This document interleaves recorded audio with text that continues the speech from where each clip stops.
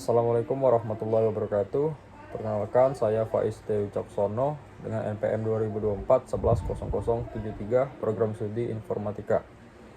Pada kesempatan kali ini saya akan mempresentasikan hasil pengerjaan tugas mandiri saya untuk mata kuliah basis data lanjut. Di dalam video ini saya akan menjelaskan dan mendemonstrasikan penyelesaian 20 soal query SQL menggunakan Oracle Apex. Materi yang akan saya bahas mencakup penggunaan join untuk menghubungkan tabel, serta fungsi grade dan group by untuk pengolahan data statistik. Mari kita langsung saja masuk ke pembahasan soal yang pertama.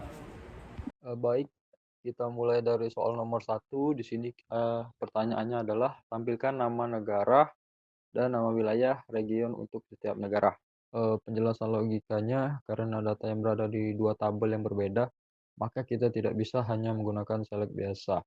Kita harus menggunakan fungsi join. Kita akan menghubungkan dua tabel ini melalui kolom yang sama, yaitu region ID. Perhatikan kodenya di layar. Pertama, saya gunakan select si country name dan region name untuk menghubungkan tabel WF countries dengan WF world regions. Dan yang paling penting, saya tambahkan klausa on c region spasi underscore ID region underscore ID sebagai syarat perhubungannya. Sekarang kita klik run ya. Nah, bisa kita lihat di bagian bawah hasilnya muncul secara berpasangan. Misalnya negara Kanada sekarang sudah muncul dengan keterangannya region, yaitu North America. Artinya query kita berhasil menghubungkan data dari dua tabel tersebut secara akurat. Oke, lanjut ke soal nomor 2. Kali ini tantangannya sedikit lebih meningkat. Soalnya adalah hitunglah total populasi untuk setiap wilayah region. Di sini kita tidak hanya menampilkan data, tapi juga melakukan kalkulasi matematika. Penjelasan logikanya kita bergeser dulu ke penjelasan logika saja. Data populasi ada di tabel WF countries, sedangkan nama regionnya ada di tabel WF world regions. Jadi langkah pertama kita tetap harus menghubungkan kedua tabel ini menggunakan join pada kolom region underscore ID agar tidak tahu negara mana ke region mana. Agar kita tahu negara mana masuk ke region mana. Perhatikan struktur query-nya. Saya menggunakan fungsi sum c population. Fungsi sum ini gunanya untuk menjumlahkan angka populasi dari negara-negara, dari semua negara. Karena kita ingin melihat hasilnya per wilayah, maka di baris berakhir saya wajib menambahkan group by region underscore name. Tanpa group by, sistem akan bingung bagaimana cara mengelompokkan hasil penjumlahan tersebut. Sekarang kita klik run. Nah, bisa kita lihat di tabel hasil sekarang datanya jauh lebih rapi. Kita bisa melihat nama wilayah seperti Eropa atau Asia. Langsung bersanding dengan total seluruh jumlah penduduk di wilayah tersebut. Hasil ini membawa fungsi aggregates dan pengelompokan kita sudah bekerja dengan benar. Sekarang kita masuk ke nomor 3. Pertanyaannya adalah tampilkan nama negara dan bahasa yang digunakan di negara tersebut. Soal ini menarik karena data yang kita cari tersebar di 3 tabel berbeda. Untuk mendapatkan hasilnya kita perlu menghubungkan tabel WF countries untuk mengambil nama negaranya. Tabel WF spoken language sebagai tabel penghubung atau jembatan, dan tabel WF language untuk mengambil nama bahasanya. Jadi kita akan melakukan 2 kali proses join dan 1 query.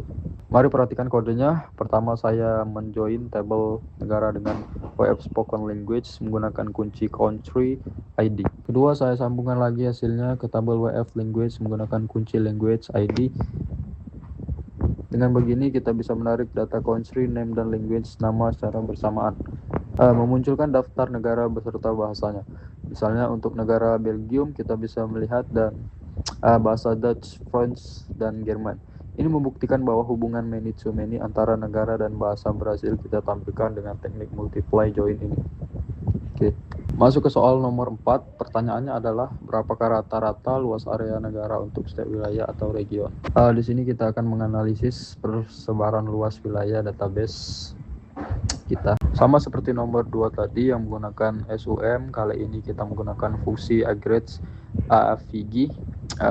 Fungsi ini akan menjumlahkan seluruh luas area di suatu wilayah, lalu membaginya dengan jumlah negara yang ada di wilayah tersebut secara otomatis. Saya menggunakan select region ID, FIG area. Kolom area adalah target yang ingin kita hitung rata-ratanya. Karena kita ingin melihat rata-rata per wilayah, maka kita harus mengelompokkan datanya berdasarkan region.id menggunakan perintah group by region ID. Setelah saya klik run ya, sistem menampilkan daftar ID wilayah beserta angka rata-ratanya. Hasil ini sangat berguna jika kita ingin membandingkan wilayah mana yang secara statistik memiliki negara-negara dengan ukuran wilayah yang lebih besar. Sekarang kita masuk ke soal nomor 5. Pertanyaannya adalah tampilkan ID wilayah yang dimiliki jumlah negara lebih dari 5. Mari kita lihat penulisan kodenya. Pertama, select region ID count. Bintang di sini artinya kita menghitung semua baris atau jumlah negara. Kemudian kita kelompokkan dengan group by region ID. Terakhir kita tambahkan having. Count bintang 5. Ini fungsinya seperti filter setelah data dikelompokkan. Saat kita klik run, hanya wilayah dengan jumlah negara yang banyak saja yang akan muncul di tabel. Wilayah yang negaranya sedikit atau di bawah 5 akan diotomatiskan disembunyikan oleh sistem. Klausa having ini sangat powerful untuk membuat laporan statistik yang lebih spesifik.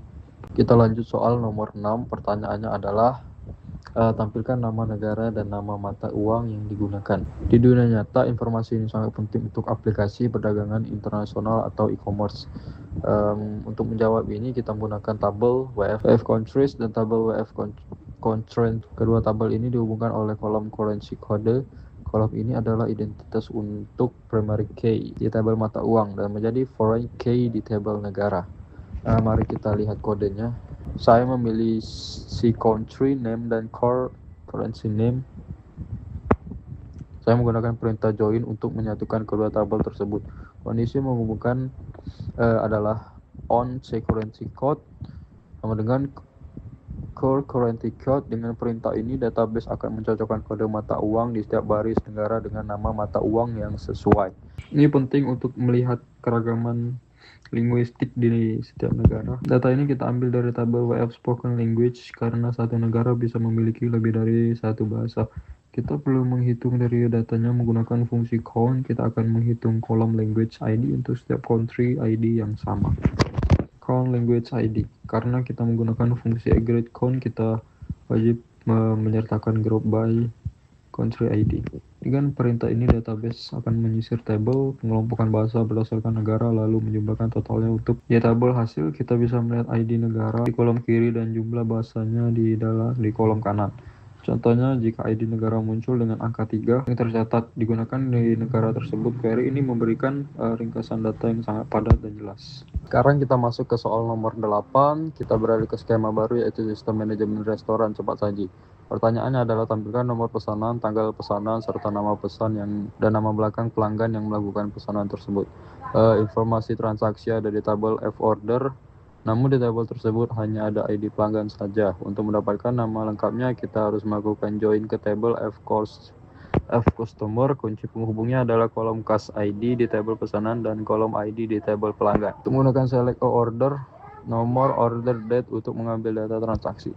Lalu saya tambahkan C first name dan C class, nama untuk identitas pelanggannya. Kita hubungkan dengan join F customer C on ID. CID. Dengan begini, setiap baris pesanan akan memiliki nama pelanggan yang sesuai.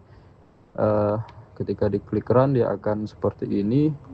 Hasilnya menampilkan daftar pesanan yang jauh lebih manusiawi untuk dibaca. Kita tidak lagi melihat deretan angka ID yang membingungkan, melainkan nama orang yang memesannya beserta tanggal transaksinya. Ini adalah dasar dari pembuatan laporan penjualan. Lanjut ke soal nomor 9. Pertanyaannya adalah hitunglah total nilai pesanan atau order total yang berhasil ditangani oleh masing-masing staf. Soal ini bertujuan untuk melihat seberapa besar kontribusi penjualan dari setiap anggota staf kita.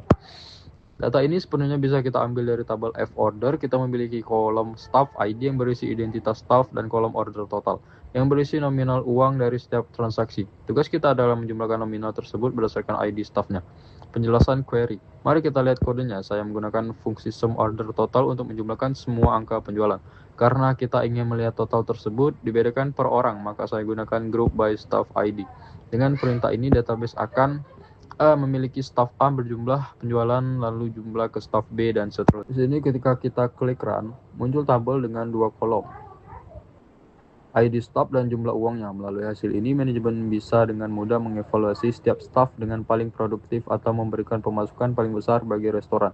Ini adalah contoh nyata penggunaan fungsi agres dalam laporan performa bisnis. Soal nomor 10 yaitu soalnya tampilkan nama menu makanan dan total kuantitatif yang pernah dipesan untuk setiap menu tersebut.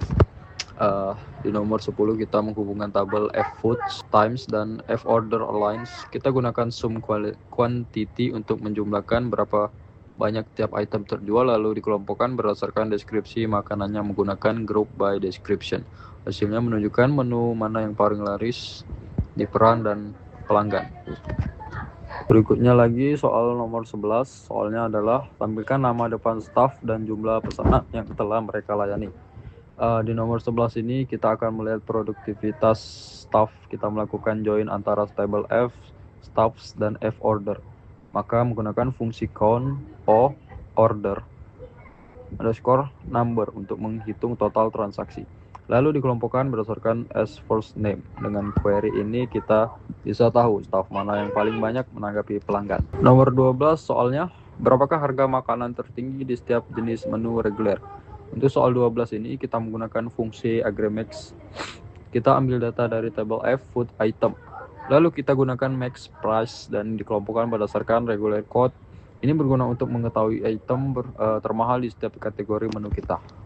Soal nomor 13, soalnya tampilkan detail pesanan, nomor pesanan, dan nama makanan untuk transaksi yang dilakukan setelah tanggal 1 Januari 2024. Pada nomor 13 ini kita menghubungkan 3 tabel F order, F food item. Poin utama di sini adalah penggunaan fungsi to date pada klausa where. Hal ini dilakukan untuk memastikan format tanggal yang kita input sesuai dengan standar database hingga kita bisa memfilter transaksi terbaru dengan akurat. Lanjut ke nomor 14, soalnya berapakah rata-rata gaji staff berdasarkan masing-masing tipe staff? Di nomor 14 ini kita kembali menggunakan fungsi aggregate yaitu AVG salary. Kita mengelompokkan data berdasarkan kelompok kolom staff type. Query ini memberikan gambaran kepada pihak manajemen mengenai standar penggajian untuk setiap kategori posisi di restoran kita. Lanjut ke nomor 15, soalnya tampilkan judul lagu beserta judul album CD tempat lagu tersebut berada. Sekarang kita beralih ke skema DJ events. Di nomor 15 kita melakukan multiply join antara table di songs, di tracks listing, dan di CDS. Ini memungkinkan kita untuk melihat kaitan antara karya lagu dengan album fisik atau CD distribusinya. Selanjutnya nomor 16, soalnya hitunglah jumlah lagu yang ada di setiap album CD. Nomor 16 kita masuk ke table di track listing. Kita menggunakan fungsi count song ID untuk menghitung berapa banyak jumlah yang terdapat dalam satu nomor CD. Jangan lupa gunakan group by CD number agar kita bisa melihat jumlah lagu per masing-masing albumnya. Query select ID, select CD number, count song ID from the track listing from by the CD number. Ya. Nomor 17 soalnya tampilkan nama acara, event, dan judul lagu yang dimainkan di acara tersebut. Nomor 17 ini adalah multiple join. Kita menghubungkan tabel di events, di play, list item, dan di song. Dengan query ini kita bisa tahu daftar putar lagu apa saja yang dapat di acara tertentu seperti acara pernikahan atau ulang tahun. Berikutnya nomor 19 soalnya adalah tampilkan ID klien dan jumlah acara yang telah mereka pesan. Nomor 19 ini membantu kita melihat pelanggan mana yang paling sering menggunakan jasa DJ. Kita menggunakan count ID pada tabel di events dan mengelompokkan berdasarkan selayan number. Ini adalah cara mudah untuk melihat loyalitas klien. Terakhir nomor 20 kita melakukan join antara tabel di sounds dan di types. Kita menghubungkan type kode agar deskripsi genre lagu yang tadinya berupa kode angka bisa tampil dalam bentuk teks yang mudah dipahami oleh pengguna. Baiklah, itulah 20 pembahasan soal SQL mengenai join dan group function untuk tugas mandiri basis data lanjut. Saya Faiz Wicaksono pamit undur diri. Terima kasih kepada Ibu Septah atas bimbingannya. Wassalamualaikum warahmatullahi wabarakatuh.